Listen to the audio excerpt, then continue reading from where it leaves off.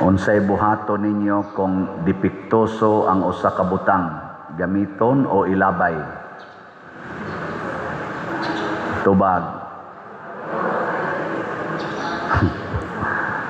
Nya imong ayohon mo samot noon ka dipiktoso, unsa man ilabay o gamiton?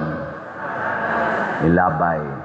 Unsay buhaton nimo sa tao nga dipiktoso? Ilabay o higugmaon? Mao na naron. Mga igsoon, matod pa sa atong tubag sa Salmo, ania ako Ginoo, mianhi ako aron pagtuman sa imong kabubuton. Lahi ang butang, lahi sad ang tao.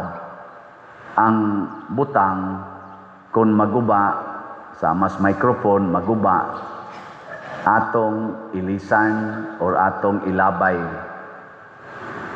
Pero ang tao kung maguba na gani, ato gyung luwason.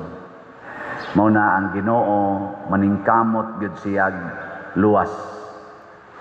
Pero ang nakadiferensya lang, kung mo insister gyud ang usa ka tawo nga dili gyud mo dawat sa gitanyag nga kaluwasan sa Ginoo, moabot yung panahon nga iya gid tang ilabog sa gawas sa iyang gingharian. Mao na dinhi sa atong ebanghelyo, galuos man lag pamalibad ang iyang mga dinapit kadtong iya untang luwason, sige magbalibad, siging balibad, wa gid sila katilaw sa kumbira. Nya do na sa nisod sa kumbira, wa sad motuman sa gitawag natog patakaran, unsay isulob, gilabay gihapon ngadto sa gawas. Diha na ra ba unta to siya sa sulod? Pero wa gyapon motuman. So ang importante di ay sa Ginoo, mga igsoon, kanang motuman ta sa iyang kabubuton. Mo na nga atong Salmo nag-ingon, mianhi ako Ginoo aron pagtuman sa imong kabubuton. Gilingi ay mong tupad. Ang di mo lingi ilabog sa gawas. Ingna wa jud ka magsupak-supak sa Ginoo. Ingna ko no, ingna wa jud ka kasupak-supak. Buhok pa lang ninyo daan, nanay mga masinupakon. Tanaw pa lang nako sa inyo mga buhok ba? Nanay mga masinupakon. Labi nag-ios-os na to nga riskilay. Asos, nanay mga masinupakon. Naris mga colors naong. Kana sa makita pa lang na, ang wa na to makita na idaghang pagsupak-supak sa wa na to makita. Labi na gyud sa atong binuhatan nya dinhis kalibutan, unsa man gyud magtudlo nato pagsupak sa Ginoo, kinig yung kwarta. Mao na karon ang ato mga politicians na biktima sa kwarta na, gasige silang hearing billions ang mga ghost projects. Sa kuan pa lang na, sa kadto pa lang ng flood control ang gihearing karon sa Blue Ribbon Committee. Flood control pa lang. Usa pa lang na kagastuhanan nga flood control. Wap ay labot ana ang kadtong ilang mga akap, mga AX, mga tupad. Wap ay labot ana. Wap ay labot diha ang laing mga proyekto ngadto sa DepEd, ngadto sa DPWH ug daghan pang mga gastuhanan, gipanggastuhag kwarta nga niabot nag trilyon. Aw gani ang atong flood control kuno, matod pa sa Blue Ribbon Committee, ang total gyud nga na-spend sa kaning flood control from 2022 to 2025 niabot na di ay mga almost 1.3 trillion. Unya kung i-divide siya every day, mag-average og 1 billion every day. Flood control lang na tibok Pilipinas, 1 billion every day. Unya ang baha all over the Philippines. Nangamatay na gani dihas Mandawi. Nganuman, tungod aning atong pagkamasinupakon sa Ginoo. Abi ninyo kanang kolor-kolor anang buhok, kanang kiskis-kiskis anang kilay, gamay ra na nga butang, kanang palaygit-laygit, inom-inom anang pills, taod-taod anang kondom, mga ayude, kanang mga withdrawal sa mga magtiayon. Abi ninyo gamay ra ng butanga, dili oy, ekspresyon na sa atong pagsupak-supak sa kabubuton sa Ginoo, kanang homosexuality, kanang pulos babae magpuyo, pulos laki mag-sex. Abi ninyo gamay ra ng butanga, pagsupak-supak na nas kabubuton sa Ginoo, and that means kung makasupak ta niya ng aspituha sa atong sexuality, dili sad nato lisod supakon ang kabubuton sa Ginoo about ecology and other things. Maunang nangaguba ng atong ozone layer, nangaguba ng atong mga water tables, labi na dinis Pilipinas, nangaguba ng atong dagat, ang atong bungtod, hastang atong relasyon.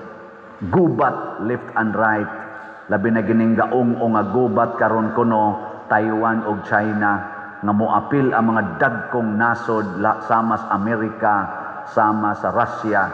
Inigabot na anang panahon na ang Pilipinas murag gitag-od nga naligsas pison, maapil man sad ta. Tungod nis mga pagsupak-supak natos Ginoo, muna importante kayo ang pag-ingon, Ginoo, ania ako aron pagtuman sa imong kabubuton. Gilain na sang lingi sa imong tupad. Ing na mo palit na kagslat. Pangutan Ing na di ka mo uli ron, palit yung kagslat. Kaya ang kabubuton sa Ginoo unsa man, ihatag ang tanan. Ihatag ang tanan. Kay kanang kwarta lagi, mauna ro'y nagtudlo na to pagsupak-supak. Ug wa kay kwarta, di ka kapakolor sa imong buhok, di na ka makapangiskis imong kilay, dili na ka maka-abortion, dili na ka maka-homosexuality, basta wa kay kwarta. Magpuyo kag tinarong, di ka makapangabit, di ka maka-premarital sex. Aw na iuban hinoon. Pero ug wa kay kwarta, malimit yun nimo ang imong mga sala. Kay matod palagi, ang gugmas kwarta mao ginay tuburan sa tanang yawa, or the root of all evils. Muna diri ang usa ka hari nga ginganlag hipti sa unang pagbasa ni Saad siya sa Ginoo, Ginoo, maningkamot ko pagluwas sa imong piniling katawhan ng Israel, makigubat mi aning among lig-on kaayong mga kaaway. Kung mudaog gani mi ani, kay murag imposible man yung mudaog mi. Kung mudaog mi Lord sa imong panabang, ang unang tao nga mosugat nako inig uli, akong ihawon ug akong ihalad nimo. Pastilan karon pag uli niya porting dauga nila 20 guto ka nasod ang ilang gipildi. Pag uli ron niya ang iya mangyong bugtong anak nga dalaga ang gisugat, nagsayaw-sayaw pa, nagkanta. Unsa man? Gituman niya iyang saan nga iyang ihawon ang iyang anak. Naminaw mo sa unang pagbasa? Uy. Gituman wa. Kusga. Mao na unsa may itong buhaton, mubalik gid ta sa Ginoo. Bahalag sakit, bahalag mga matay, musunod gid ta sa Ginoo. Mao na pag ang dalagang anak ni Hipti niingon sad siya pa, ayaw lag kaguol. Kay ni Saad man kas Ginoo, niya ako may murag bayad sa iyang paghatag nimo kadaugan, mudawat rasad ko ana, bisag sakit kaayo. Tagay lang ko 2 ka buwan nga magsubo, mag-morning sa akong kinabuhi nga dalaga. Nya, nibalik siya. Wa siya musibat. Nibalik o nagpaihaw. Lingay mong tupad. Ing na magpaihaw ka. Og ikaw ba, sugot kag ihawon? Kamo gani, nakasagaran mga tiwasono na kaignaw? Di magi mo sugot ihawon? Samot na ginang dalaga? Dako pa kay kaugmaon? Pero si Jesus, ulitaw, 33 anyos, nagpaihaw. Si Maria, wasad mo pugong. Si San Pedro Calungsod, 17 anyos, nagpaihaw.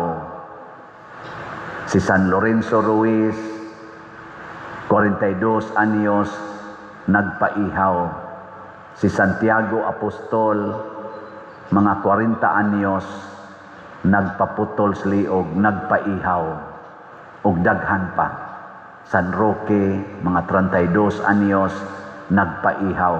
St. Teresa of the Child Jesus, 24 anyos, gidawat ang kamatayon. Santa Maria Goretti, 12 anyos, St. Agnes, 12 anyos, 13 anyos, Santa Filomena, nagpaihaw. Ana, ayaw na lang mo pagpaihaw, ipalit na lagslat ang tanan ninyong kwarta. Unsa may mahitabo? Unsa may mahitabo? Wa na mo'y kwarta. Nya unsa may mahitabo igsunod ug wa na mo'y kwarta, mawa sad ang inyong sala, kanang pagkamapahitason, kanang pagkapagarbuhon. Kining atong mga politicians karon nga mga garaon kay tanan, mausa na sila ang mga number 1 nga mga kurakot sa atong katilingban. Daghan kay na silang kwarta. Naasa sa simbahan, mga pari, mga obispo, daghan sa kay kwarta, mga garaon sa kay na sila. Mailhan nimo ang kani mga taong way kwarta o wa mahigugmas kwarta kay mga mapaubsanon. Si San Pio X, Santo Papa, ang una giniyang highlighted nga kinabuhi, kakabus. Nya nahimo siyang mapaubsanon, nahimo siyang maluluyon, ug labaw sa tanan, balaan ang iyang kinabuhi. Ngano man, wa may kwarta. Dinhi sa ato, nagsigitag baligyag slots, millions ang atong gitarget. Apan maningkamot ko nga wa gyud mosuod ana sa akong bulsa kung dili idapat na nato sa ato mga proyekto. Ang nag-una ron natong project mao ang gahimo tag budiga para mabutangan sa ato mga pwedeng i-recycle nga mga butang o mga gamit kay wa tay budiga dinhing tarong. Ikaduha, atong butangan ang atong sud sa simbahan og dako nga mga electric fans kanang heli fan. Nya nagpakontrata na koron mga suppliers, nanay mga 2 o 3 ka suppliers ato pa nang pilian, mag-average ang presyo sa atong heli fan naa sa mga 150,000, 130 to 150,000, kanang 12 feet man siguro ang diameter, 4 kabuk atong gikinahanglan. Sa inyong paminaw, maka-secured ka tana. O gato lang i-maximize, 150,000, 4 kabuok, 600,000. Nya nagslat-slat man taron aning atong PPSC, sa ni Protection and Prosperity of Santiago de Compostela. Unsa may kuan, unsa may equivalent ana nga slot, nagkinahanglan tag mga 6,000 ka slots. Akong gilauman unta karong Domingo, ighuman sa misa karong Domingo, gikan karon hangtod karong Domingo, igka-Lunes, makadawat na unta tag 6,000 ka slots. Haron inig ka Martes, maka-order na ta. Igka Miyerkules sugda nagtaod, mahumana inig ka Biyernes or Sabado, igka sunod Domingo, di na mo mamaypay. Or naanalay 3 kabuk mamaypay kato mga masakiton. Unya, unsa man, okay na ninyo o dili? Kamong mga online parishioners, og mo okay mo ana, sugdi nagpalit og slot karon. Kining atong slots, ako lamon taga-update aron malingaw ta.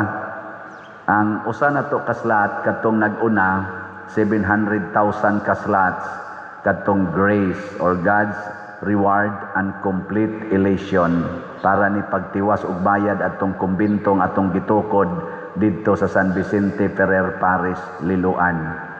Ang atong halin niabot na og 41,260 ka slots, 658,740 na lang ka slots ang nahibilin, tag 100 pesos per slot. Nya do na ni 70 slots challenge, nga tag 7,000, 141 na ka 70 slot challenge ang atong nadawat. Nya ang ato dinhing Protection and Prosperity of Santiago de Compostela or PPSC, 100,000 atong gibaligya nga slots. Ang halin 3,658 na ka slots, naapay 96,342 ka slots ang available.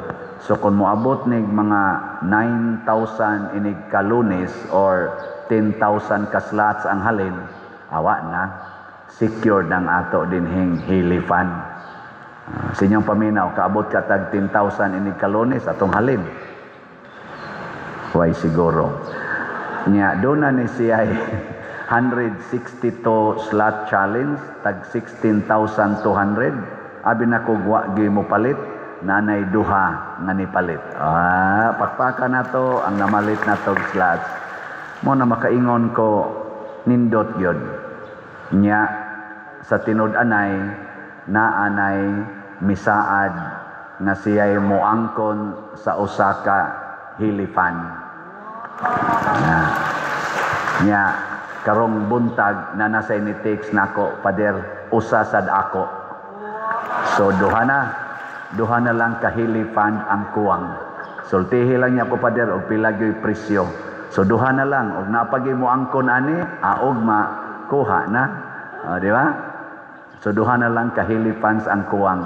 Basta mo average na siya 130 to 150,000. I-finalize pa nako nining mga suppliers o kinsa gyud the best nako nga kuhaon. Ning propose raman sila. Ana. So duha na ang nisaad. Usa na like duha na like kuwang. Basin pa aning grupuha karon na sa mingon, Pader, usa sad ako. Pwede na ka mamatay. Ngano man di ay. Pero tumana inyong saad ha. Kinahanglan pariha mo ni Hipti, pariha mo sa anak ni Hipti nga mo saad ganit, tumanon gyud. Basig gihimo mo ang saad aron lang pakyason. So kining duha nga ni saad din agi ni sila kabaliban. Ako na gini silang paninglan. Di nila mo tuman, patay gini sila. So duha na lang ka Hili Funds. Kamong uban diha, kada tuyok anang Hili Fund, kamong mo angkon, kada tuyok ana maghatag og grasya sa inyong kinabuhi hangtod pa sa inyong kaliwatan. Kada tuyok nya iphap kapila mo tuyok ang Hili Fund. Mausan na ang gidaghanon sa grasya nga inyong madawat. Na siya. Kay ang Ginoo na gani mo imuhatag og grasya, grabe gina 100-fold, infinite. Munang moingon ko, confident kong moingon, kada tuyok sa Hili Fund nga imong gidonate, mausan na ang grasyang ipabaha sa Ginoo nganha sa inyong kinabuhi o sa imong kaliwat. Sobra pa ana. Di manindog na ta mga Hili Fund.